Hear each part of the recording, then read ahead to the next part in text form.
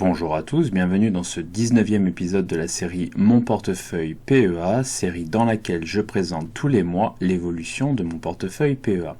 Alors dans cette vidéo, je vais comme d'habitude vous présenter mon portefeuille, l'évolution du portefeuille, et je vais me focaliser en particulier sur l'entreprise Prosus que j'ai commencé à rentrer massivement en portefeuille. Vous verrez par ailleurs que j'ai commencé à construire une ligne sur Nikon, j'en parlerai dans la prochaine vidéo mensuelle.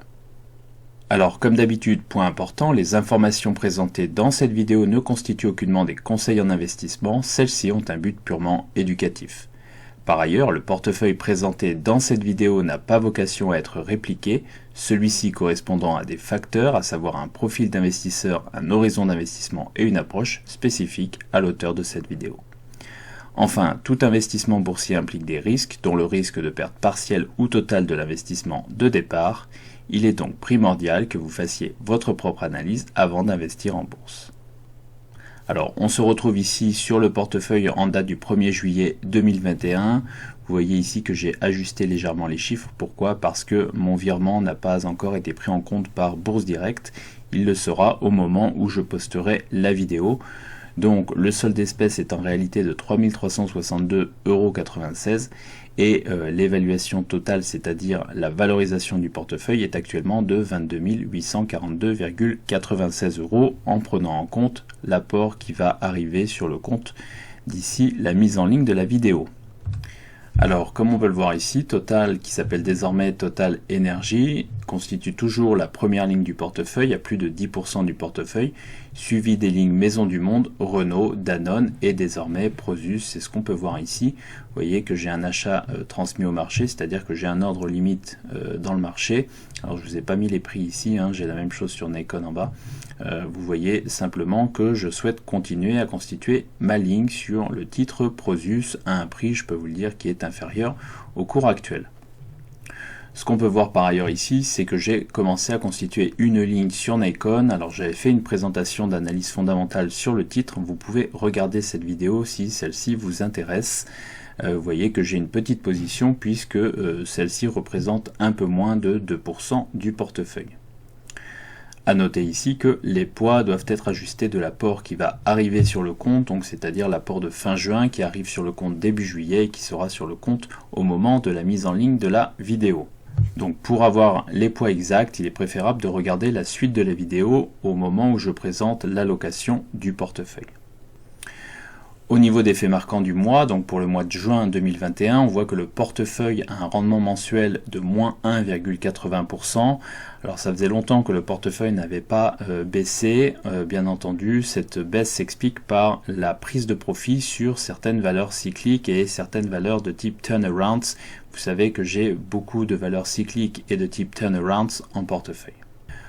Au niveau des prises de position, donc toujours pour le mois de juin 2021, j'ai procédé à deux entrées. La première entrée, c'est une entrée sur le titre Prosus que je vais présenter dans cette vidéo. Vous savez peut-être que Prosus, c'est à la fois un play sur Tencent et un play sur un portefeuille de capital risque. Je vais en parler juste après. J'ai également procédé à une entrée sur Nikon, donc de manière beaucoup plus mesurée. Pourquoi? Parce que le titre est un titre beaucoup plus spéculatif et donc il est préférable de rentrer de manière un peu plus prudente sur ce titre par rapport à un titre comme Prosus. Alors pour ceux qui suivent mes vidéos régulièrement, vous savez que j'avais commencé à augmenter mon niveau de liquidité. Alors c'est-à-dire que je continuais à procéder à des apports réguliers et je ne prenais aucune position majeure au sein du portefeuille. L'idée était d'accumuler des liquidités pour pouvoir les réinvestir sur des valeurs de type fast growers et surtout de pouvoir les réinvestir à prix raisonnable. Donc vous savez que c'est une approche qu'on appelle l'approche GARP, c'est Growth at a Reasonable Price. Généralement ce qu'on va faire, c'est qu'on va regarder un petit peu les taux de croissance et puis on va se focaliser sur le PEG, notamment j'en parle régulièrement dans mes vidéos. Donc l'idée pour moi est de constituer des positions dans des fast growers. Vous savez que j'ai l'intention de faire en sorte que mon portefeuille soit constitué à 40% de fast growers. Vous savez également qu'il est compliqué de trouver des fast growers en Europe et donc lorsqu'on a des opportunités de pouvoir entrer de belles entreprises de type fast growers en portefeuille, il ne faut pas se priver pour le faire. C'est ce que je suis en train de faire en ce moment.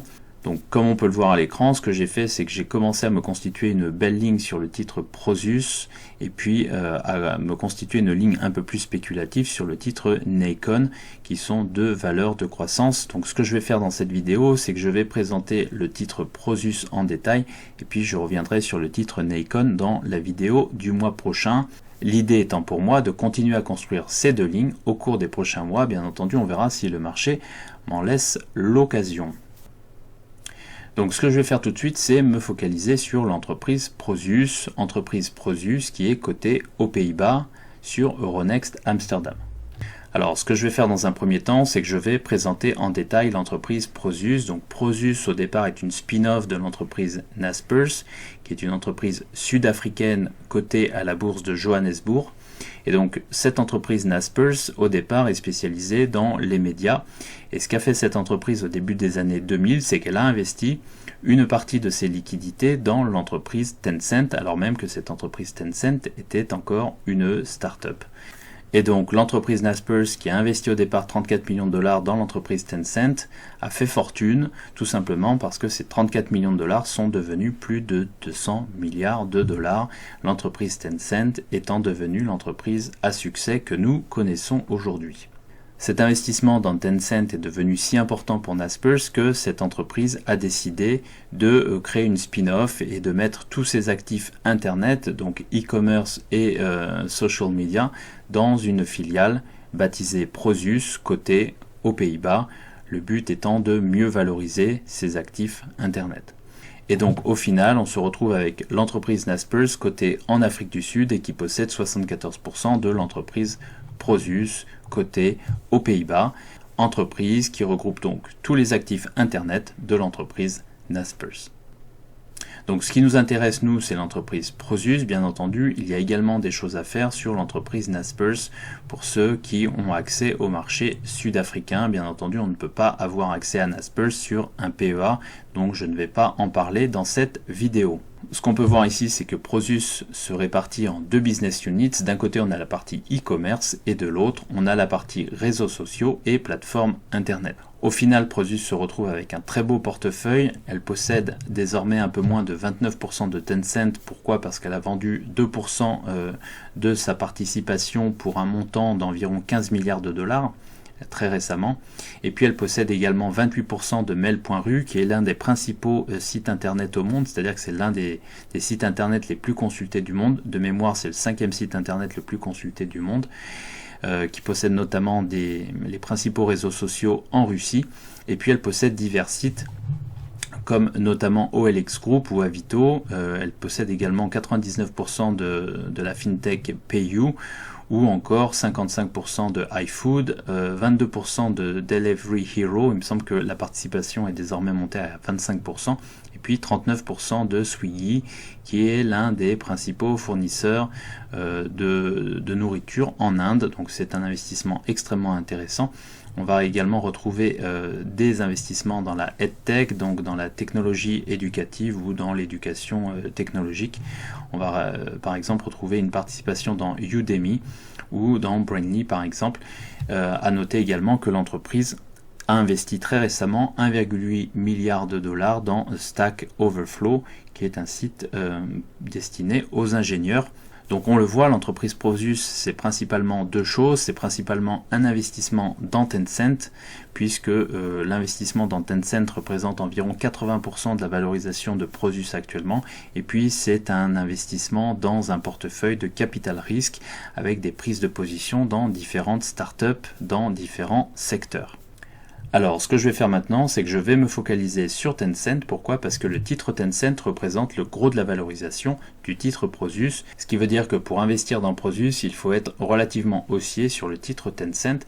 Et donc, je vais essayer d'expliquer pourquoi je suis relativement haussier à très long terme sur le titre Tencent. Alors je vous ai mis ici un tableau que j'avais présenté dans la vidéo d'analyse fondamentale sur Alibaba, et donc ce que je vais faire ici, c'est que je vais comparer Tencent à ses pairs. Dans la vidéo sur Alibaba, je comparais Alibaba à ses pairs, et là je vais me focaliser sur le titre Tencent en détail. Donc ce qu'on peut voir premièrement, c'est que l'entreprise Tencent possède un avantage compétitif durable, donc wide moat en anglais, au sens de Warren Buffett, à savoir que l'entreprise possède une marge brute strictement supérieure à 40%, puisque cette marge brute, lorsqu'on prend les 5 dernières années, en moyenne est de 46%, et puis possède une marge nette strictement supérieure à 20%, puisque lorsque l'on prend les 5 dernières années, cette marge nette est de 29% en moyenne. Par ailleurs, on note que le taux de croissance des bénéfices est de 41% par an en moyenne au cours des 5 dernières années, donc un taux de croissance des bénéfices extrêmement important. Je vous rappelle que généralement ce qui se passe, c'est que le cours de bourse d'une entreprise suit le taux de croissance des bénéfices, c'est-à-dire que si ce taux de croissance est de 40% par an, généralement le cours de bourse va prendre en moyenne ou environ 40% par an, et donc il est important de regarder ce taux de croissance des bénéfices, même si celui-ci à terme devrait retomber dans la zone 20-25%. Ce qui veut dire en d'autres termes que si les bénéfices de Tencent continuent à croître de l'ordre de 25% par an, on va être relativement conservateur ici, on peut penser que le cours de bourse pourrait augmenter de 25% par an en moyenne environ. On note ensuite que le ratio dette nette sur capitaux propres est strictement inférieur à 50%, donc là on respecte bien les critères de Peter Lynch, et on note également que l'entreprise est bénéficiaire, c'est-à-dire qu'elle a un résultat net strictement supérieur à 0 année après année, ce qui veut dire que Tencent est bien un fast grower au sens de Peter Lynch, et vous savez que pour moi c'est essentiel. C'est-à-dire que si ces 3 critères sont respectés, ça veut dire qu'on a un fast grower et donc on peut se focaliser sur cette entreprise. Donc la vraie question ici, c'est de savoir si Tencent se situe à un prix raisonnable ici ou non. Et donc pour regarder, ou en tout cas pour répondre à cette question, ce qu'on peut faire, c'est se focaliser sur le PEG, donc le PE to Growth Ratio. Et donc ce qu'on va faire, c'est qu'on va prendre le PER futur, qui est de 27, et puis on va le diviser par le taux de croissance des bénéfices, auquel on applique une décote de 30%. Donc ça, c'est ma façon de procéder pour essayer d'anticiper le taux de croissance futur de Tencent au cours des 5 prochaines années. Donc si on prend une décote de 30%, ça nous fait 41% x 0,7, ce qui nous donne un taux de croissance des bénéfices légèrement inférieur à 29%, ce qui nous fait au final un PEG à la EIP de 0,94. Pourquoi? Parce qu'on fait 27 divisé par 41 x 0,7, ce qui fait 27 divisé par quelque chose légèrement inférieur à 29, je n'ai plus le chiffre ici, ce qui nous fait au final un PEG de 0,94. Donc à la question est-ce que Tencent est à un prix raisonnable aujourd'hui, la réponse est probablement oui. Pourquoi? Parce qu'on a un PEG inférieur à 1 sur Tencent actuellement, et vous savez que généralement sur des titres de type GAFAM ou BATX pour les valeurs chinoises, donc pour les valeurs de type GAFAM mais chinoises, on a généralement de beaux points d'entrée lorsque le PEG est strictement inférieur à 1. On se concentre enfin sur le Return on Equity, donc rendement sur capitaux propres. On voit que celui-ci est en moyenne de 28% au cours des 5 dernières années. Et puis lorsqu'on se focalise sur le ROIC, donc Return on Invested Capital, on voit que celui-ci est très élevé à 19% par an en moyenne au cours des 5 dernières années. Au final, ce qu'on peut dire, c'est que Tencent est probablement l'une des plus belles valeurs de croissance au monde. Pourquoi? Parce qu'elle possède un avantage compétitif durable au sens de Warren Buffett, ce qui n'est pas le cas d'Amazon par exemple. Et puis, c'est un fast grower au sens de Peter Lynch, avec un taux de croissance des bénéfices extrêmement important et qui devrait perdurer dans le temps. Alors pas forcément à 41% par an, mais on peut espérer un taux de croissance des bénéfices de l'ordre de 20 à 25% au cours des 5 voire peut-être des 10 prochaines années. On note également que le ROE est extrêmement élevé, ce qui en fait l'un des ROE les plus élevés du marché actuellement pour ce type de valeur, et puis le ROIC est également extrêmement élevé, ce qui veut dire également que l'entreprise est faiblement endettée, ce qui nous plaît beaucoup. C'est ce qu'on peut voir ici au niveau du ratio dette nette sur capitaux propres qui est strictement inférieur à 50%, ce qui n'est pas le cas par exemple d'Amazon. Donc ma conclusion sur Tencent, c'est que 1, c'est une très belle valeur, deuxièmement, c'est une valeur avec un taux de croissance des bénéfices extrêmement important, ce qui veut dire que à terme, le cours de bourse de Tencent devrait continuer à évoluer favorablement. Donc quand je dis à terme, ça veut dire à très long terme. donc à 3 ans, 5 ans, 7 ans, 10 ans, etc. Et puis surtout, troisième point extrêmement important, c'est une valeur dont le prix apparaît relativement raisonnable, à la fois en absolu et également quand on le compare aux différents pairs de Tencent. Donc une fois qu'on a dit ça, on n'a pas tout dit. Pourquoi? Parce qu'il y a réellement 3 variables à prendre en compte pour timer son entrée sur Prosus. Je vais les présenter une à une. Le premier, c'est le cours de Tencent. Pourquoi? Parce que Tencent représente l'essentiel de la valorisation de Prosus. Et bien entendu, si le cours de Tencent baisse, le cours de Prosus va baisser et inversement. Alors vous voyez ici que j'ai calculé la corrélation. Celle-ci est de 0,64. Donc ce que je vais faire tout de suite, c'est que je vais vous montrer comment je calcule la corrélation entre Tencent et Prosus. Alors, on se retrouve sur mon fichier Excel. Ce que je vais faire, c'est que je vais vous montrer très rapidement comment j'ai calculé la corrélation entre Tencent et Prosus. Donc, j'ai pris comme date de référence le 19 septembre 2019, qui correspond à la date d'IPO de Prosus à la bourse d'Amsterdam. Et donc, ce que j'ai fait ensuite, c'est que j'ai téléchargé les données en fréquence journalière pour Tencent et pour Prosus. Donc, une fois qu'on a fait ça, on va se retrouver avec deux séries temporelles, une série temporelle pour Tencent et une série temporelle pour Prosus. On va ensuite sélectionner les colonnes date et adjusted close pour Tencent et puis date et adjusted close pour Prosus. On va ensuite devoir faire un peu de nettoyage. Pourquoi? Parce que les bank holidays, donc les jours fériés, ne sont pas forcément identiques à la bourse d'Amsterdam et à la bourse de Hong Kong. Ça veut dire que pour les lignes pour lesquelles vous n'avez pas de données, il va falloir les supprimer et on va conserver uniquement les dates pour lesquelles on a des données à la fois pour Tencent et des données à la fois pour Prosus.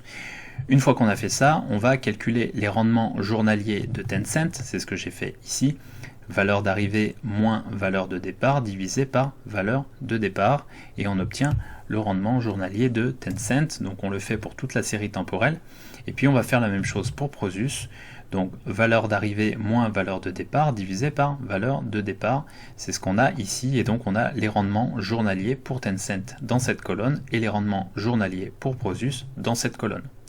Une fois qu'on a ces éléments, on va pouvoir calculer le coefficient de corrélation tout simplement en faisant égal coefficient.corrélation et puis on reprend les deux séries qui sont ici et Excel calcule automatiquement le coefficient de corrélation.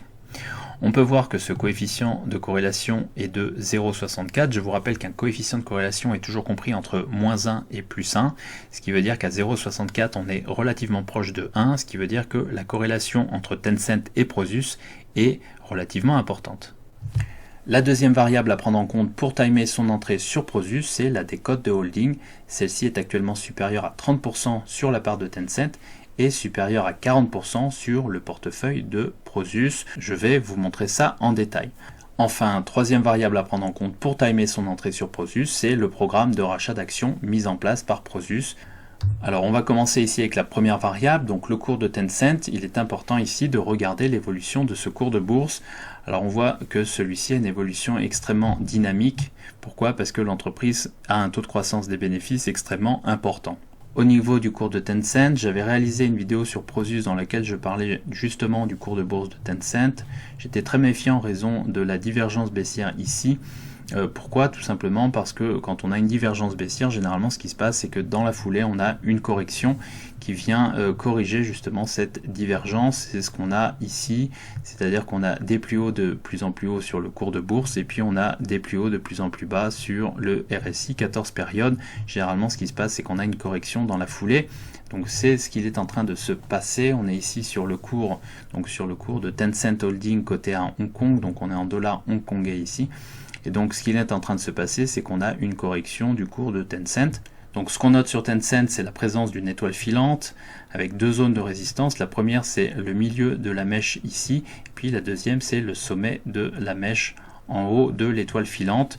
Donc double zone de résistance ici, et puis correction du marché.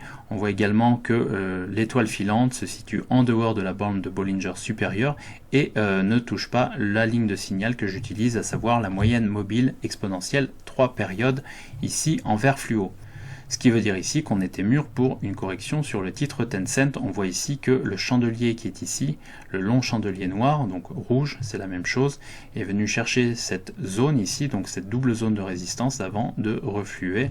Donc les objectifs potentiels sur Tencent, c'est un retour éventuel dans la zone des 550-560 $, voire un retour dans la zone des 500 $ ici, ce qui viendrait valider l'ancien sommet qui est ici, donc sommet de 2017, avec éventuellement une inversion de polarité, donc une zone de support ici, avant une reprise haussière plus marquée ensuite. À ce stade, il est important de se rappeler que le taux de croissance des bénéfices, qui est extrêmement important, va constituer une force de rappel, c'est-à-dire qu'à un moment, une fois la correction passée, le cours de bourse de Tencent devrait reprendre sa marche en avant. La vraie question, c'est est-ce que cette reprise de la marche en avant interviendra au cours des prochains mois ou éventuellement au cours des prochaines années? Ça, c'est une autre question. En ce qui concerne la deuxième variable à prendre en compte pour timer son entrée sur Prosus, puisque Prosus est un holding, c'est-à-dire qu'elle possède plusieurs participations dans plusieurs entreprises, l'idée c'est de regarder la décote de holding et de rentrer sur le titre lorsque la décote de holding est la plus importante. Alors ce que j'ai fait ici, c'est que j'ai récupéré des données sur The InvestQuest dans lequel on peut voir la décote de holding de Tencent par rapport à sa part dans Tencent. D'accord ? Donc là, on prend en compte uniquement la part de Tencent et on ne prend pas en compte le portefeuille de capital risque de Prosus. C'est-à-dire que lorsqu'on fait ça, on ne tient pas compte des autres investissements de Prosus. Donc quand on regarde ici la décote de holding par rapport à la part de Tencent uniquement, on voit que celle-ci se situe entre moins 5% grosso modo et moins 35%, c'était en mars 2020. Pourquoi? Parce que les holdings sont beaucoup moins liquides que les sociétés sous-jacentes et donc ce qui se passe généralement, c'est que lorsqu'on a un krach boursier, la décote de holding devient extrêmement importante et donc pour un investisseur, il peut être intéressant de rentrer sur des holdings au moment des krachs boursiers. Pourquoi? Parce que la décote va se réduire ensuite. C'est ce qu'on peut voir ici en mars 2020 avec une décote de holding de 35% par rapport à la part de Tencent uniquement. On voit que cette décote se réduit extrêmement rapidement puisqu'on remonte ici à moins 15% donc en mai 2020. On peut voir que la décote de holding est en moyenne de moins 22% sur le titre Prosus, donc entre septembre 2019, à savoir le début de cotation de Prosus à la bourse d'Amsterdam, et avril 2021. Alors on n'a pas les chiffres pour juin 2021, ce que je peux vous dire c'est que la décote de holding, je vais vous le montrer juste après, est supérieure à 30% actuellement. Alors on se retrouve dans mon fichier Excel, ce que je me suis amusé à faire c'est calculer la décote de holding de Prosus actuellement. Donc dans un premier temps, j'ai répertorié la capitalisation boursière de Prosus, à savoir 134 milliards d'euros, et puis j'ai réparti les différentes participations de Prosus, d'un côté les participations cotées et de l'autre les participations non cotées. Alors au niveau des participations cotées, on retrouve trois participations. Une première participation de 28,9% dans Tencent, j'ai mis les chiffres à jour ici. Une deuxième participation de 27,29% dans Mail.ru et puis une troisième participation de 24,4% dans Delivery Hero. Donc ces participations étant cotées, on connaît la capitalisation boursière de ces entreprises et comme on connaît la part de la participation de Prosus, on est capable de retrouver la valeur de marché de ces participations. Et donc ce qu'on peut faire ensuite, c'est cumuler ces différentes participations pour calculer la décote de holding. Donc si je prends la part en cash de Prosus, à savoir 14 milliards d'euros qui résulte de la vente des 2% du capital de Tencent récemment, et que je l'additionne à la valeur de marché de la participation de Prosus dans Tencent, à savoir 178 milliards d'euros, j'arrive à un total de 192 milliards d'euros. Lorsque je compare ce montant à la capitalisation boursière de Prosus actuellement, j'arrive à une décote de holding de moins 30,3% uniquement par rapport à la participation dans Tencent. Donc on l'a vu dans le graphe précédent, au mois de mars 2020, la décote de holding était de l'ordre de moins 35%, elle est aujourd'hui de l'ordre de moins 30,3% lorsqu'on se focalise uniquement sur la participation de Prosus dans Tencent. Maintenant, lorsqu'on prend en compte les différentes participations de Prosus, non seulement dans Tencent, mais dans les autres entreprises que l'on a vues juste avant, on arrive à ici une décote qui est beaucoup plus importante, à savoir que lorsque je prends en compte la participation de Prosus dans Mail.ru, je suis déjà sur une décote de moins 30,8%, et lorsque j'additionne la participation de Prosus dans Delivery Hero, j'arrive ici à une décote de moins 33,1%. Alors on a un autre élément intéressant, puisque sur la partie Venture Capital, donc sur la partie Capital Risque, c'est-à-dire les participations de Prosus dans des entreprises non cotées, on a quand même pas mal d'entreprises ici, je vous ai mis la liste ici avec les chiffres en détail. Ce qu'on sait sur cette participation, c'est que l'entreprise valorise cette participation à hauteur de 31 milliards d'euros. Alors, lorsqu'on fait la somme de toutes ces participations, en gardant à l'esprit que cette valeur est une valeur estimée par Prosus elle-même, et donc elle est relativement moins fiable que les valeurs de marché qui sont ici, on arrive à un montant total, une valeur totale de marché de Prosus de 231 milliards d'euros, à comparer à une capitalisation boursière de 134 milliards d'euros, ce qui veut dire que la décote de holding est plutôt de l'ordre de moins 42% aujourd'hui, d'après mes calculs. Autrement dit, même si la partie capital risque du portefeuille de Prosus était valorisée à hauteur de 0 €, on serait tout de même sur une décote de l'ordre de moins 33,1%. Donc l'idée selon moi, et c'est le rectangle que je vous ai mis en vert ici, c'est de rentrer sur Prosus éventuellement lorsque la décote de holding se situe entre moins 30 et moins 40%. Enfin, troisième variable à prendre en compte pour timer son entrée sur Prosus, c'est le programme de rachat d'actions mis en place par Prosus. Et donc ce qu'on va faire, c'est qu'on va regarder en détail le programme de rachat d'actions de Prosus pour voir à quel prix l'entreprise rachète ses propres actions. Et c'est ce que je vais faire tout de suite en allant sur le fichier Excel de Prosus mis en ligne sur le site internet. Alors, on se retrouve ici sur le fichier Excel de Prosus concernant son programme de rachat d'actions. Alors, ce qui est bien, c'est que quand on fouille un peu sur Internet, on trouve vraiment beaucoup d'informations. Donc, je suis allé sur le site de Prosus et en fouillant un peu, je suis tombé sur les détails du programme de rachat d'actions. Donc, on peut voir que la taille du programme de rachat d'actions était de 5 milliards de dollars et on voit que le buyback, donc le rachat d'actions, a été complété à 100%, c'est-à-dire qu'il s'est achevé en février 2020. Alors ce qui est bien avec ce fichier Excel qui est fourni par Prosus, c'est qu'on a le prix moyen qu'a payé Prosus semaine après semaine, donc entre novembre 2020 et février 2021. Donc on va regarder en détail le prix moyen hebdomadaire payé par Prosus, et puis on aura finalement accès au prix moyen final payé par Prosus, ce qui est une indication très intéressante. Donc on voit qu'ici en première semaine Prosus paye un prix moyen de 92 €, je vais arrondir en dessous, 90 € ici, 92 € ici, 92 €, 91 €, puis 90 €, 87 €, 87 €, puis 90 €, 96 €, 99 €, 99 €, puis on monte à 102 €, puis ici 106 €. On voit qu'au final, c'est ce qu'on va voir ici, le prix moyen payé par Prosus est de 94,96 €.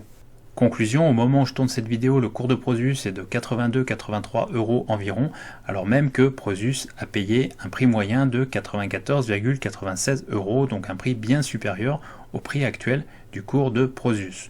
Donc ceci nous donne deux informations. La première information, c'est que le management de Prosus pense probablement que le cours de Prosus est décoté en dessous de 95 €. Et deuxièmement, c'est que le cours de Prosus actuellement se situe entre 82 et 83 €, donc bien en dessous des 94,96 € payés par Prosus dans son programme de rachat d'actions. Autre point important, ceci nous indique que le cours de Prosus n'est plus soutenu artificiellement par ce programme de rachat d'actions, ce qui peut nous permettre de rentrer à bon prix sur le titre Prosus. Donc je vous ai mis ce que nous indique Prosus sur le site internet. Il nous indique que le programme de rachat d'actions, donc d'une valeur de 5 milliards de dollars, aura lieu entre le 24 novembre 2020 et le 26 novembre 2021, éventuellement plus tôt si les conditions de marché s'y prêtent. En réalité, le programme de rachat d'actions s'est arrêté le 19 février 2021. Pourquoi ? Parce que Prosus a procédé au rachat d'actions à hauteur de 5 milliards, c'est-à-dire qu'elle a dépensé ces 5 milliards entre le 24 novembre 2020 et le 19 février 2021. Comme on peut le voir ici, et c'est le problème avec les programmes de rachat d'actions, c'est que les cours de Prosus, en tout cas le prix auquel Prosus a racheté ces titres, n'est pas forcément un prix optimal. À savoir qu'on a un phénomène de front-running dans ces cas-là, c'est-à-dire que le marché anticipe les rachats d'actions de Prosus et a tendance à acheter les titres qui vont être achetés par Prosus, ou en tout cas par l'entreprise qui met en place un programme de rachat d'actions. C'est exactement ce qu'on peut voir, c'est-à-dire que Prosus rachète dans le marché tous les jours, entre ces deux dates, entre ces deux lignes verticales. Et donc ce qui se passe, c'est que en fait on a un cours qui est tiré par le haut. On voit que Prosus achète ici, quand on regarde le fichier. Prosus achète dans la hausse, dans la hausse, dans la hausse. Il me semble que Prosus achète à la fin aux alentours des 108 €. Et puis ce qu'on peut noter ici, c'est que dès que Prosus a terminé son programme de rachat d'actions, le cours de bourse de Prosus se met à baisser fortement. Pourquoi? Parce qu'on n'a plus de soutien et puis on n'a plus de front-running, c'est-à-dire que certains front-runners qui anticipaient les rachats d'actions de Prosus ne sont plus dans le marché, ne sont plus intéressés. Et donc ce qui se passe dans la foulée, c'est que les cours de bourse de Prosus refluent fortement. Alors bien entendu, tout ça est corrélé au fait que les cours de Tencent refluent, on l'a vu sur le graphique précédent. Au final, on se retrouve avec un cours de Prosus aux alentours des 80 € au moment où je tourne cette vidéo, alors même que l'entreprise a acheté des actions à un cours moyen de 94 €. Ce qui veut dire également que l'entreprise pense que le cours de Prosus est sous-valorisé à un cours de 94 €. On est désormais à 80 € et il me semble intéressant de se pencher sur la valeur actuellement. Alors d'un point de vue technique, on se focalise ici sur un graphique en fréquence journalière. On a une structure d'élargissement ici. Vous savez que les structures d'élargissement nous donnent deux objectifs en cas de cassure. Le premier objectif, c'est le report de la première oscillation qui est ici, on est ici.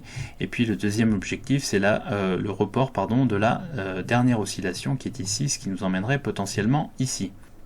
Alors on voit ici que le graphique est mal tracé, pourquoi? Parce que en fait j'ai tracé ce graphique en unité de temps hebdomadaire et puis j'ai mis une image ici en unité de temps journalière, ce qui veut dire qu'on a un petit décalage ici au niveau des traits. Ceci n'est pas très important, ce qu'il faut retenir tout simplement, c'est que selon moi, Prosus s'achète entre cette zone ici, donc aux alentours des 82 € et éventuellement jusqu'aux 64 € ici, c'est-à-dire qu'on pourra avoir une consolidation éventuellement dans toute cette zone. Si jamais le cours de Prosus venait à baisser, si jamais la décote venait à augmenter, par exemple si le marché devenait un peu plus volatile, et dans ce cas-là, j'aurais potentiellement une très belle fenêtre d'opportunité pour renforcer ma position sur Prosus. Bien entendu, si c'est le cas, je ne m'en priverai pas. Alors pour ceux qui découvrent mes vidéos, je vous rappelle que vous pouvez parcourir tous les détails de mes portefeuilles PEA et CTO en accédant à mon fichier privé Google Sheet qui est mis à jour 48 heures après chaque ouverture ou clôture de position. Il vous suffit d'entrer votre adresse email ici pour accéder au portefeuille. Bien entendu, le lien correspondant se trouve sous la vidéo. Alors, comme d'habitude, je vous ai mis un extrait de la Google Sheet ici, que vous pouvez retrouver sur le site épargne-investissement-et-patrimoine.fr. Comme on peut le voir ici, le portefeuille affiche une performance depuis le lancement, donc au 1er janvier 2019, de 24,26%. On peut voir également ici que j'ai rajouté une cellule qui nous permet d'avoir la performance annualisée du portefeuille en prenant en compte le total des apports et la valeur de marché du portefeuille. Alors bien entendu, cette performance annualisée ne reflète pas la réalité. Pourquoi? Parce que de mon côté, je procède à des apports mensuels et non à un apport en capital au départ. Et donc, il faudrait calculer cette performance via un calcul de tri par exemple, ce qui nous donne une performance supérieure à 12% pour le moment. Vous retrouvez ici toutes mes plus-values et moins-values réalisées et comme vous pouvez le constater, je n'ai pas vendu de titres récemment. Au niveau des dividendes, on peut voir que j'ai touché un dividende de Société BIC au mois de juin, donc 45 €, et que je dois toucher un dividende de Total Energy, il faudra que je change de titre ici, et de Maisons du Monde au mois de juillet, donc un total de 70,80 €.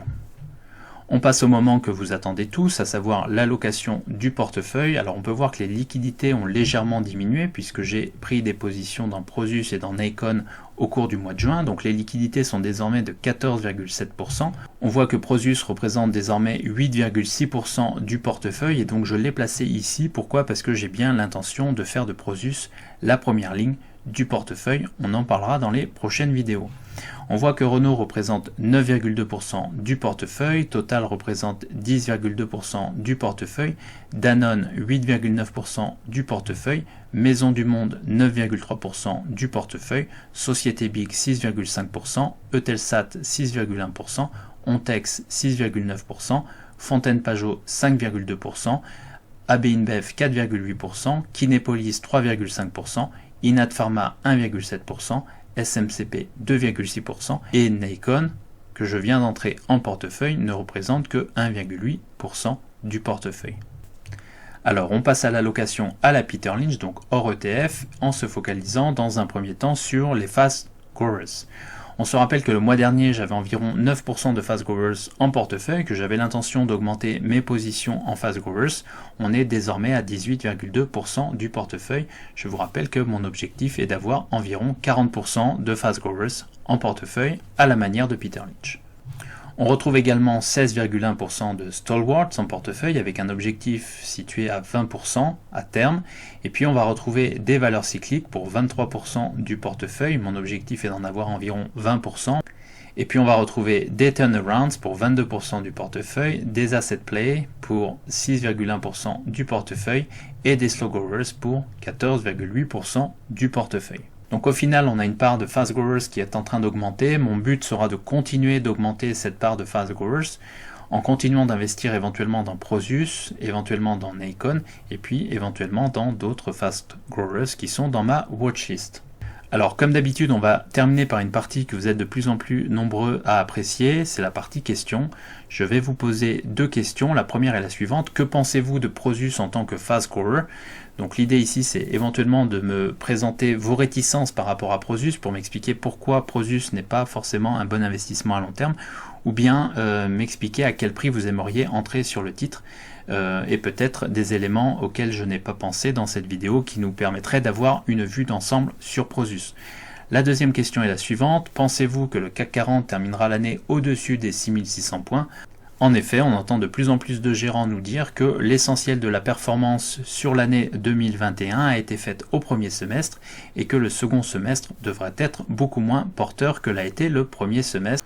Donc voilà, laissez-moi en commentaire votre opinion, à savoir si vous pensez que le CAC 40 terminera l'année au-dessus des 6600 points, voir s'il peut aller chercher les 7000 points d'ici la fin de l'année, ou bien si vous pensez qu'une correction peut se mettre en place sur le CAC 40 d'ici la fin de l'année. Voilà, j'en profite pour vous remercier pour vos nombreux messages de soutien. Vous savez que je n'ai pas pu poster de vidéo au cours des 3 dernières semaines. Pourquoi? Tout simplement parce que j'étais trop pris au niveau du travail et au niveau personnel et donc que je n'ai pas pu me consacrer à la chaîne. Donc je vais au cours des prochaines semaines essayer de remettre une vidéo par semaine et quand j'aurai le temps, éventuellement 2 vidéos par semaine. Je serai bientôt en vacances et donc j'aurai un peu plus de temps pour faire des vidéos. Voilà, bien entendu, n'hésitez pas à mettre un pouce bleu si vous avez aimé cette vidéo. Si vous souhaitez soutenir la chaîne, n'hésitez pas à en parler autour de vous. Et puis je vous dis à très bientôt pour de nouvelles vidéos.